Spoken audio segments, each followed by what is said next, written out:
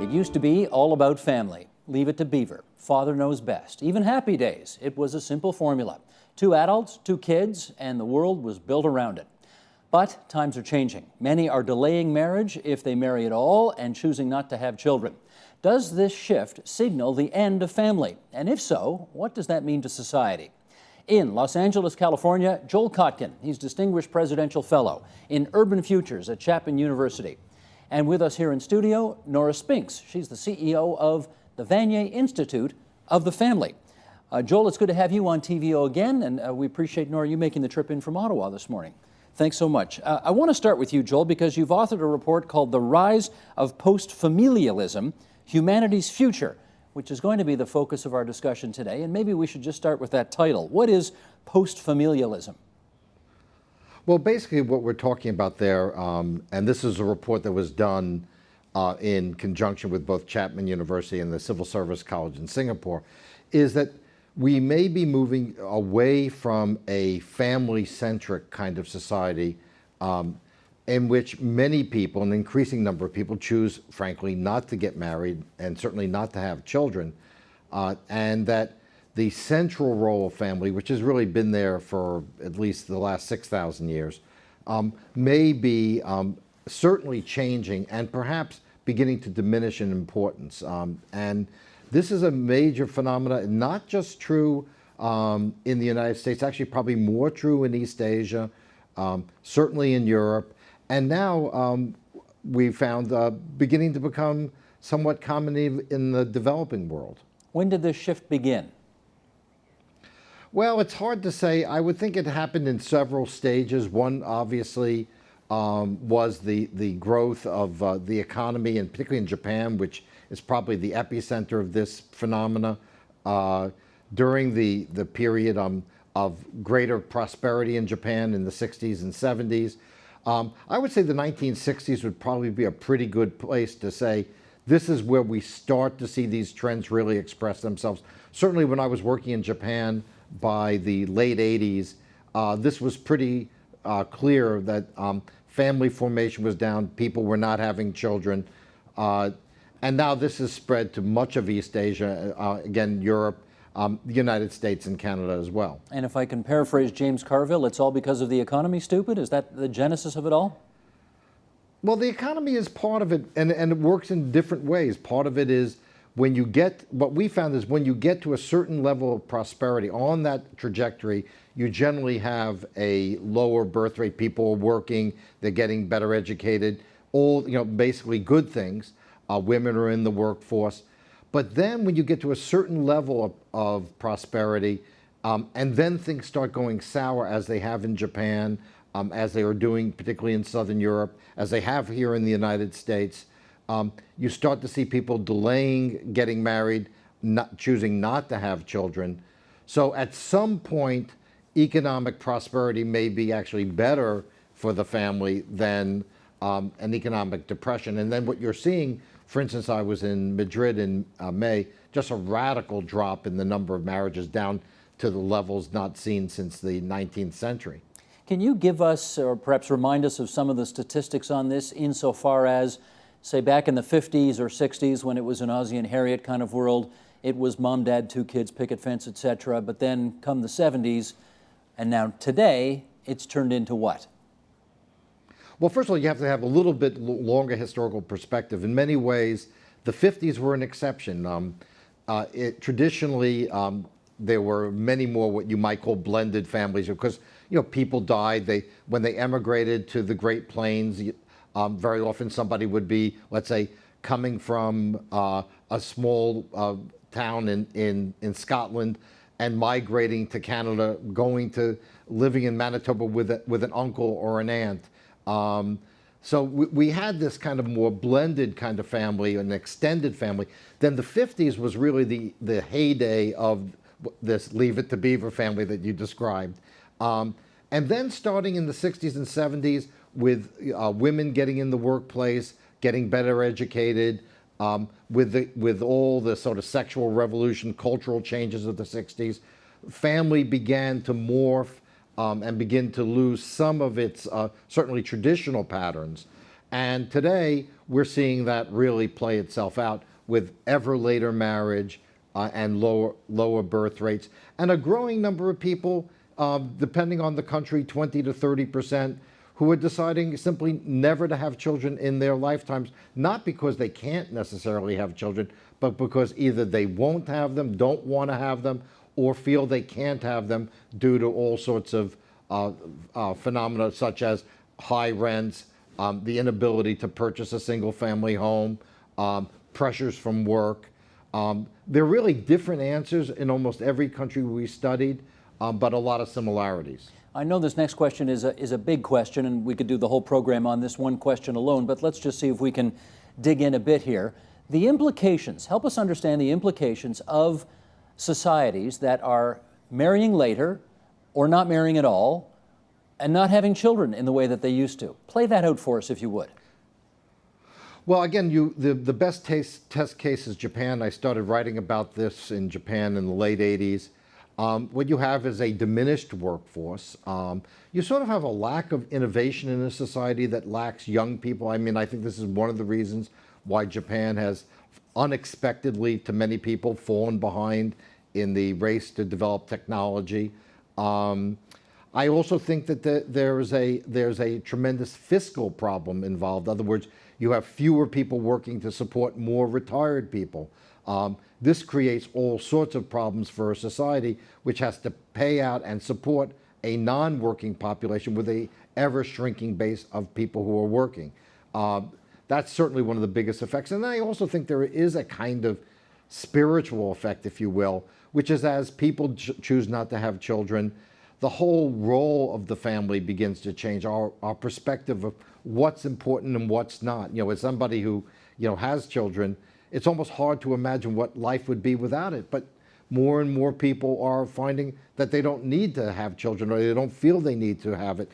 And that creates kind of an ecosystem where not having children becomes ever more not only acceptable, but even normative, particularly in particular kinds of environments. When we do maps, my partner on some of this, demographer, Alina Medeiros, we've done maps, and we can show you the percentage of people without children varies tremendously from, usually the inner core has the lowest percentage of children, and then it expands as you move further out.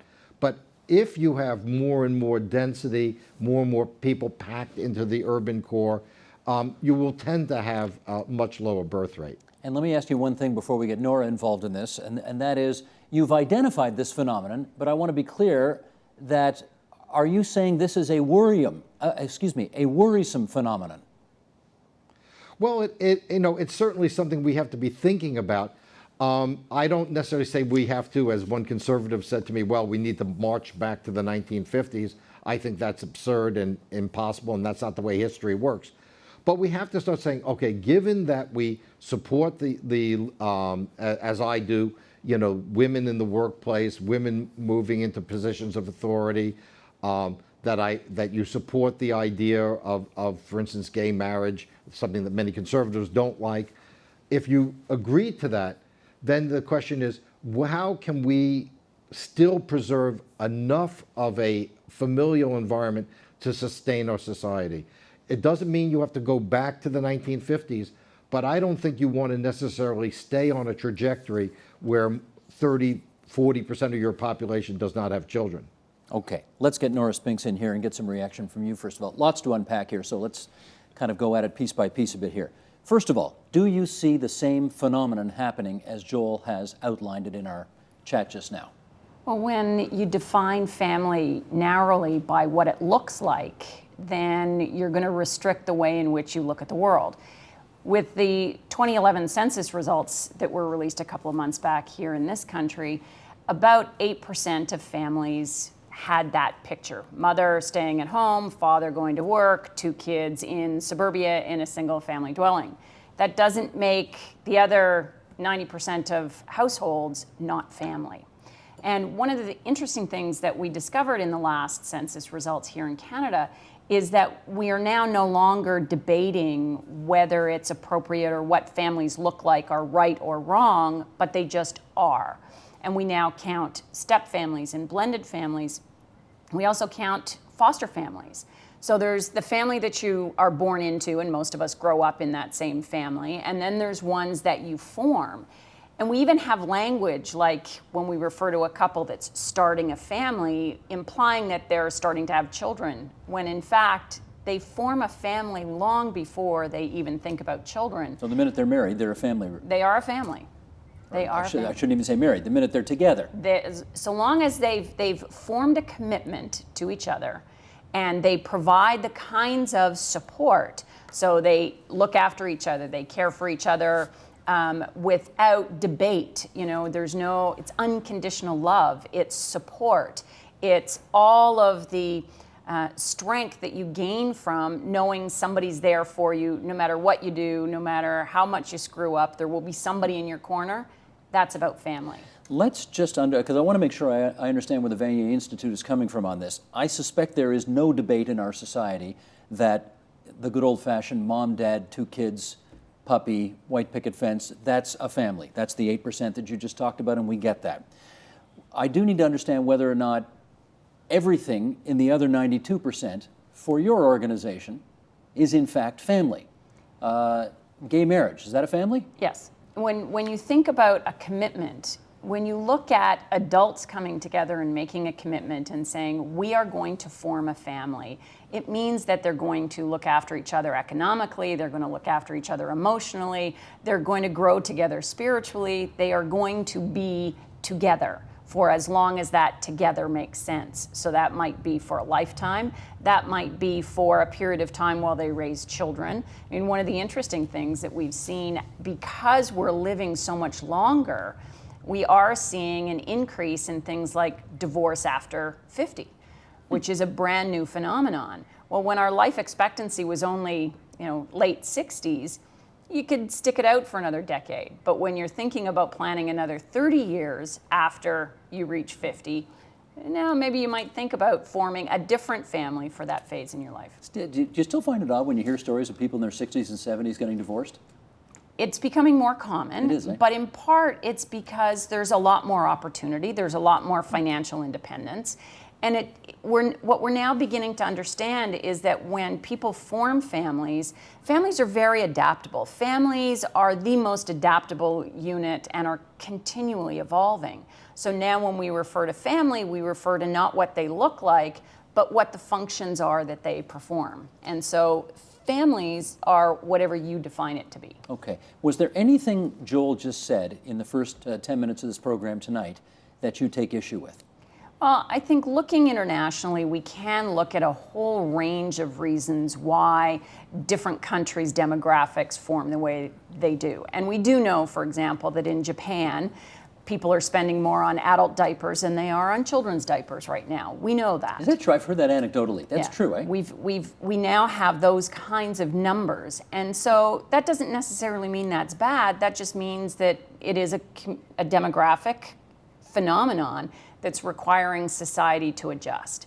So when we think about center urban, as Joel mentioned, is designed for single families or single individuals, in part that's because we've structured it that way. It's not necessarily child-friendly to try to squeeze children into the square footage that you're able to afford in a downtown core. But that doesn't mean that families don't exist there. It means that oftentimes when people have children, they'll move to communities or neighborhoods where there are resources to support parenting, to support children. So where the schools are, where the daycare centers are, where the parks are, where the recreation leisure is that's directed towards children. So it's not that families are disappearing, it's that our communities are now becoming much more diverse. And you're just as likely now to see young couples deciding to have children and remain in the city core.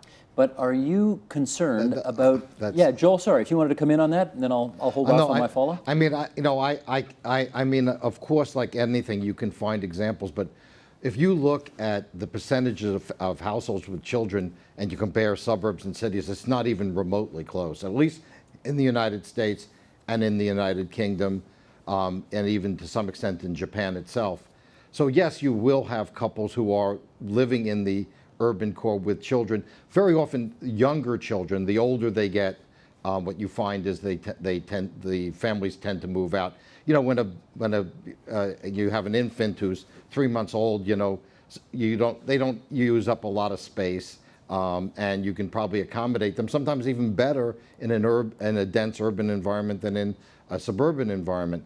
But you just look at the numbers. I mean, we have gone through this. We've gone through the extensive analysis of the census, and there's just no question when you look at where people are having children, they're overwhelmingly, at least in the United States, in suburban areas, particularly ex-urban areas, and also in lower density. And this is very important, and I think this is a point that I think we would agree on, is what you can afford. So I'm actually right now writing a piece for Forbes where I have a column on which parts of the United States have the highest percentage of children under 15. And almost without exception, this has been in lower cost, lower density regions. If you look at the areas with the fewest children, they do tend to be the San Franciscos. Manhattan, it's, the majority of households are single. They're not even married without children. So yes, you have the urbanites who do have children, but in a place, let's say like Manhattan, you really have to have a lot of money to raise your children with anything like the sort of support network that you might have in a suburban area. And again, the issue of cost is really quite critical. We did about 100 interviews in Singapore, which is a very dense, very affluent, well-educated society, and I've had the privilege to work there for quite a long time. And when you ask young people, well, do you want to have children, or even about getting married, but particularly about having children, they'll say, yeah, I would like to, but I could never afford a place that I could, that would have enough room for children, as I see it. And then there's also the pressure which is put on people in the workplace, where literally, as one woman said to me, if I had children, I could not compete with the other women who don't have children. Oh boy. This, I mean, the first part of what he said is not that controversial, I suspect, right? I mean, we had the deputy mayor of Toronto not that long ago come out and say the city is no place to raise children, even though clearly there are children being raised in this city. But that's more about city and urban design than it is about the strength and the existence of families and the importance of families in our social and economic development. Okay, so is there anything here? Well, let me pick up on the thing I was going to ask you, which is Joel has identified a phenomenon which sees fewer people getting quote unquote married, and those that do either putting off having children for longer years or not doing it at all. Could you talk to us about what you perceive to be the long-range implications of that phenomenon? Well, there's a couple things. One, we are living longer, as I said earlier, and we know that over the age of 65, and the older you get, you go from 80% to 90% living alone. So some of those numbers get skewed because we're actually talking about people who are single as a result of becoming a widow. So that's one part of the picture. The other is that now that we are starting to have families later, in part because we're living a lot longer, because our education takes us a little bit longer, in order to get established financially it takes us longer, we're not in the same kind of hurry that we were before. So we've got some time to leave our family of origin, move out from our parents, even though increasingly they are moving back. Move back in. They move back, but that tends to be temporary, and they do move back. Eventually, most of them do move out. But that 20-somethings We certainly hope. Right. But that 20-somethings is a whole new phenomenon, and it's something that we're learning that isn't so bad. I mean, it helps multiple generations live under one roof. But it does mean that if we've designed our cities and we've designed our suburbs for parents with children and inner city for adults with no children, then there's a whole lot of our community that's not being served by the design. So what we need to think about is what kind of communities and neighborhoods do we want, and how we look at numbers is as critical as the numbers themselves. Joel, would you agree with that? And if so, what thoughts do you have about redesigning our cities to take into account this new reality? Well, I think, one of the things, and I agree very much that this is an important issue. This is something I've been tackling in Singapore and as well as in the United States, is one of the things that we, in our development of cities, we are now really pushing for, like you now have this phenomenon of the 300 square foot apartments that they're pushing in New York and in San Francisco. You certainly have the idea that you take a great sort of what I would call a human scale urban neighborhood, which, you know, Toronto has many, my wife's hometown of Montreal has many, and you start putting high-rise buildings in, you start really undermining what would be sort of the human scale of a neighborhood. I mean, that's why, you know, families are very hard to have now in Manhattan unless you're very wealthy. And people do try to move into the old sort of more human scale neighborhoods in Brooklyn, for instance, and places like Flatbush. I think that we have to start thinking about why and how do we develop our cities. And right now it's really about, in many cases, the maximization of profits by developers. I mean, that really is what drives things. And if you could put up a bunch of 50-story towers, then and you can maximize profits that way. You do that, even though it may be at the expense of what was a more family friendly neighborhood. And I think this is something that is part of the, should be part of the urban debate, but really has not been to date. 600 square foot condos? I can't even imagine that. But that also, Well, I know, but and 300. it does 300. happen. Oh, 3, 4, 300. 600. It does Oh my happen. But just to come back to the question of family, if you define family by what it looks like, and every time you use the word family, you assume the Leave It to Beaver model of a mom and a dad and kids, then you are going to come into conflict. And what we want to do is we want to start recognizing that really what we're talking about is not family-friendly cities, but cities where people can form relationships, where if they choose to have children, they can raise them with the supports that they need. If they're senior and elder, that they're able to access the support services and be able to go to shops and to theater if they want to. So when we talk about family, we now need to recognize that family in all of its diversity, whether it's same-sex, and we look at it through the gender lens, if we look at it through childcare and child-rearing lens, if we look at it through extended family or a cultural lens, and how families are coming together. Families in this country, as they are largely around the world, the primary caregivers of the sick and the elderly. We've been putting all our emphasis on conversations about healthcare, but in fact, the vast majority of people as they age are cared for by family, extended family, friends, and neighbors. So if what we're really talking about is how do we support these relationships, no matter what they look like, but recognize that they are absolutely the cornerstone of our social and economic prosperity, that without families we cannot function, that families in all of their diversity are critically important individually in individual households, but also in neighborhoods and also in cities and globally. If we think about, we have this new phenomenon of families that we refer to as LAT families, living alone together. So basically they're married, but they're living in two houses. So you might be having a family in Newfoundland, but you have a house in Fort McMurray. And so you're living alone together. We also have LTA, so you're living together apart. So this is where you've come together and you've formed a relationship. Say you're in your late 50s and you've already been through one divorce, you don't want to do that again, but you've made a commitment to each other that you are now your chosen family, but you're going to keep your dwelling separate. So when we talk about family, we talk about households, we talk about the way in which we create opportunities for relationships to be as strong as possible. And regardless of whether you choose to have children or not, that you have the resources and supports to do that. And as you age, you have the resources and supports to do that with as much dignity and independence as you can. Then it changes the conversation completely. Okay, you said something in the middle of that answer that I want to put to Joel and see whether he agrees, because you said that family, however we are defining it today, was the cornerstone of our social and economic existence. And Joel, I want to know whether you concur.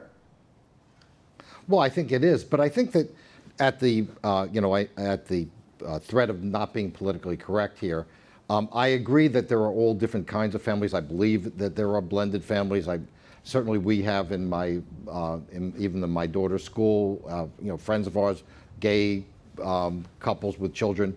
I consider those to be families, and and closer in many ways to traditional families.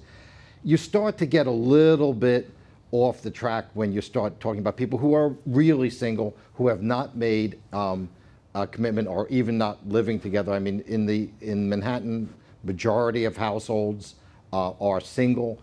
That becomes, yeah, they have friends and they have dogs or they have other relationships, but it's not the same as a family, and it's not going to produce what we need, which is we need some sort of next generation that remotely at least reproduces the population of the aged. If you break that down, if you create a situation in which there are very few children, you're not replacing your population, I just don't see where that works over time. And I think that I'm very much in favor of all sorts of flexible definitions of family, but I think that does not mean that the family with children and then that extended family, uncles, aunts, grandparents, are not at the absolute core of our society, and that a society of, well, different kinds of relationships are all created equal and they're all the same and it doesn't really matter. I don't think that works demographically over time. I mean, I think it might work over the next 10 to 20 years, but having watched the phenomena in Japan where this was starting to emerge 20, 25 years ago, and where it is now, it's just not where I think either Canada or the United States really want to end up. But when you say something like that, Joel, are you opening the door to critics of yours who will say you're secretly pining for, quote unquote, the good old days of the old nuclear family? Well, what can you do with people who, no matter what you say and no matter how many times you say, you talk about blended families and you talk about the family being protean, about the fact that obviously you're in favor of gay marriage. If you think that's Ozzie and Harriet, boy, they were having a secret life that they weren't telling anyone. I mean, fundamentally, unfortunately, we find ourselves in a situation where the sort of politically correct point of view is, basically, there is no particular value to the traditional family. And then the other side in which there is only the traditional family. And I think the best policy lies somewhere in between. I think overwhelmingly we want to encourage families, certainly two people raising a child, that's a social good over time. It doesn't mean that the other things are not good. They're different, but they do not serve the same purpose. I mean, ultimately, a bunch of people who are friends on Facebook are not the same as a family that celebrates the holidays together, that has a common identity. The great thing about a family is that you can be with people who you don't like very much or you don't have much in common with, who you would never spend time with if you were, let's say, a free agent. And it really forces you to think about things in a very different way. I mean, there is a spiritual end to it, not a distinctly religious end, but a spiritual end to it. When you have a child who has a disability, for instance, that changes your whole life. I mean, I think once you have responsibility for someone, and I agree that could be your spouse, but I think more importantly, I would put a higher priority on in many ways on the child. That is a tremendous transformation. You just stop thinking of what the only priority in the world is, what you want. You have to think about that other being, and that other being is more valuable to you than the abstraction of children per se. Sure. And I think that this is what keeps society together. It's what provides something other than the relationship of the individual, the marketplace, and the state, which I think is something that we may evolve towards as family and quasi-traditional families are beginning to break down. Nora, you told us, though, earlier that there was 8% of our families in society are good old-fashioned Ozzie and Harriet. One parent stays home, one parent works, they raise a couple of kids, picket fence and a dog, and so on. Is there something about that model, though, that persists in the rest of the 92% of us who are doing it differently, that somehow we still see that as the quote-unquote most legitimate, accepted kind of family, and the rest of it is, is legit, but not quite as legit? Well, oftentimes when we ask students or we ask in our research, what does a typical family look like? They will describe it similar to Ozzie and Harriet. Then we ask them to describe their own family and their own family experience, and it has nothing to Not do like with that Ozzie and picture. Harriet. Not at all. Part of it is we continue to refer to that model as the traditional model, when in fact it was a demographic blip. Prior to that, when we were agricultural based, we had multi-generational households, we lived in communities, we supported each other.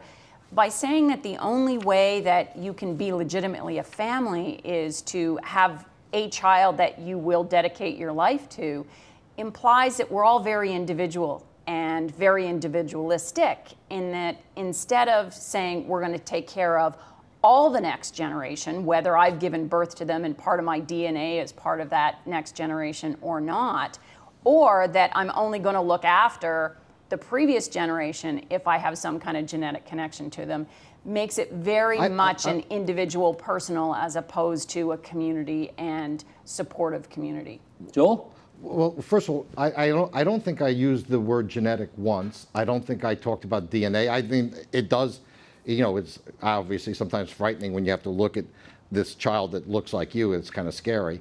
But the bottom line is that there is somebody with whom you have this unique relationship, which is not all relationships are created equal. Freud made the very good point that when we decide that all relationships are equal and that, well, what I might feel for children in general is the same as what I feel for a child that I have raised or that I have this unique connection is really a great disservice to that relationship.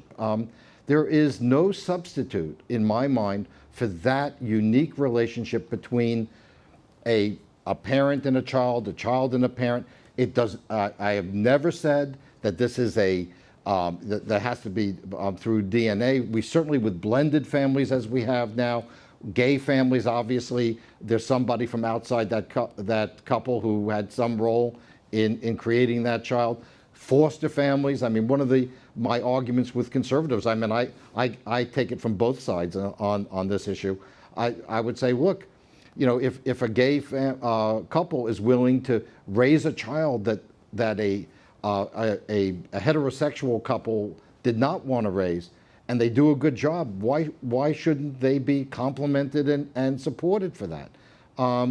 So I just think that the problem is that we, in trying to make no distinctions, we lose all relevance. On the other hand, if trying to make very narrow distinctions, you really lose relevance to how the world actually works. Sure. Do we need, Nora, to create some kind of foundation for, at the very least, replacing ourselves? What we need to do is we need to create communities that are capable of supporting its citizens.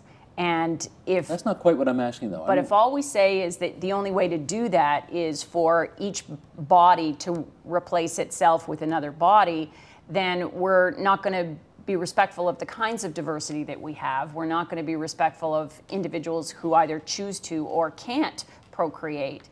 And if we confuse procreation with contribution to society, or we only look at those who have children as being legitimate family units, then we begin to separate and segregate our community into those that are legitimate and those that are not. I think what we really want to do is we want to look at what do individuals need in order to have those strong bonds that they themselves determine to be family. Yes, there is absolutely nothing that is more unbelievable than holding a child or a grandchild. There is something spectacular.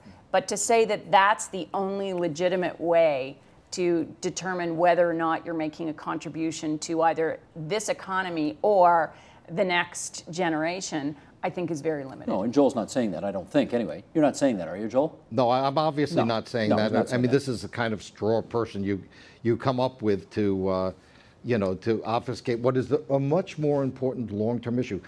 All the decisions made, for instance, if I'm just taking Singapore because it's a small place and you can get a good sense of it. all the decisions that are made by people who choose either not to get married or not to have children are legitimate decisions, and in many ways very logical decisions. It's what we're looking at is what is the, if you accumulate all those decisions and the decisions lead to, you know, a fertility rate of 0.8 or 1.2, over the long term, the ramifications of that are quite profound. And so you're not saying the person who chooses not to get married or not to have kids is illegitimate or is not contributing. That's not true at all. But over time, from a historical point of view, if you have a society that is not remotely replacing itself, if you look at a Japan or today Spain, Italy, there are numerous countries in this direction. Russia's in huge trouble these days. Russia, yeah, I mean, and to understand that, and China is going to be there very soon, to understand that this creates a whole set of new issues that societies are going to have to grapple with: fiscal issues, entrepreneurial issues, cultural issues, and I think that that is really something that we need to deal with. Again, the individual decision to not have children, not to have a family, not to get married, whatever it is a legitimate decision. No one is saying you have to. No, live I this hear you, Joel. particular But let me ask you about your wife's hometown. Your wife's from Montreal, Quebec. In Quebec, they have for years had extremely generous policies to pay women thousands of dollars to have babies. It's still not working. The province of Quebec still has, I think, the lowest, if not among the lowest, birth rates of all the provinces in Canada. So what can you do on this? Well, that's where we got into towards the end of the study, post-familialism, which you can get on the New Geography website, www.newgeography.com, is we looked at a lot of different things people were doing. Singapore has unbelievable amount of bribery, but I remember having this conversation with a young woman in Singapore, and we were asking her, well, okay, if you got $50,000, would you have a child? If you would have $100,000, would you have a child? We got up to $1 million, and she said no. We sort of felt, well, maybe money wasn't really the issue. But there's certainly things that can be done. Some of the Scandinavian countries have made some good moves in terms of long-term family leave that might help to some extent. But ultimately, I think this goes beyond somewhat the realm of government, and it really gets into even deeper issues of the meaning of human existence, what matters, what doesn't matter. You know, one of the things that a colleague of mine said is that the great irony of modern capitalism is it's desperate to have human capital, and yet it creates a system that discourages the production of that same human capital. Let me ask, we're down to about 4 minutes here, and I think you all remember the piece that was in the Atlantic magazine by Anne-Marie Slaughter, who wrote about how absolutely anguishing it was to try to have the career that she felt she could have, not just at Princeton, but also a potential in the State Department, and yet be the kind of parent to her children that she wanted to be. And at the end of the day, she just had to say, I couldn't do it all. I'm going to have to beg off going to the State Department. Is it possible, Nora, to you first on this, is it possible to restructure our economies, our societies, so that people are encouraged to have more children? It's absolutely essential to do that. Essential, but it doesn't look like it's happening. Well, in fact, in Singapore, they have a whole department that's looking at work-life quality, and what they're trying to do is to engage employers as well as community, as well as colleagues, to provide a framework where individuals can have a family and a career. And it doesn't mean that they have to do it all at once, but it means that they're not doing it on their own, that they're doing it with support from their employers, they're doing it with support from the state in providing childcare and education, where they can access services and support so they can be the kind of parent that they want to be. When that parent means, that excellent parent means making sure that your kids have everything that they need, that they know that they're loved unconditionally, that when they need you and only you, that you're available to be there. That requires flexibility, that requires leaves, that requires support from employers, colleagues, customers, clients. It also means that, especially at a time of the year like this, when we're all thinking about family and various celebrations, that it's the consistency of those relationships, of those connections, that provide individual strength and stability, which contributes to community strength and stability. You can't have one without the other. Joel, I'm down to literally my last minute here. Do you think we can restructure our economies and societies so that people can be encouraged to have kids? Well, certainly it's something we have to try. I think we all agree with that. And I think there are things that we can do. I'm very strong supporter of home-based work, people working at the home, which would make it much easier to have children. And I think the employers who, again, require more human capital are going to have to rethink some of their priorities. And in the United States in particular, we have to, particularly for the urban areas, we have to rethink the way the education system works, not forcing people to send their kids to private schools. So I think we have to say, here's the issue, we have to focus on it, and I think that it has to become a priority of the society, or in 20 or 30 years, all the advanced industrial world will look like what Japan looks like now. That's Joel Kotkin on the line from Los Angeles, California. He's Distinguished Presidential Fellow in Urban Futures at Chapman University, Senior Visiting Fellow at the Civil Service College in Singapore. And Nora Spinks, thanks for coming in, the CEO of the Vanier Institute of the Family. Appreciate you making the trip in from Ottawa this morning. Support Ontario's public television. Donate at tvo.org.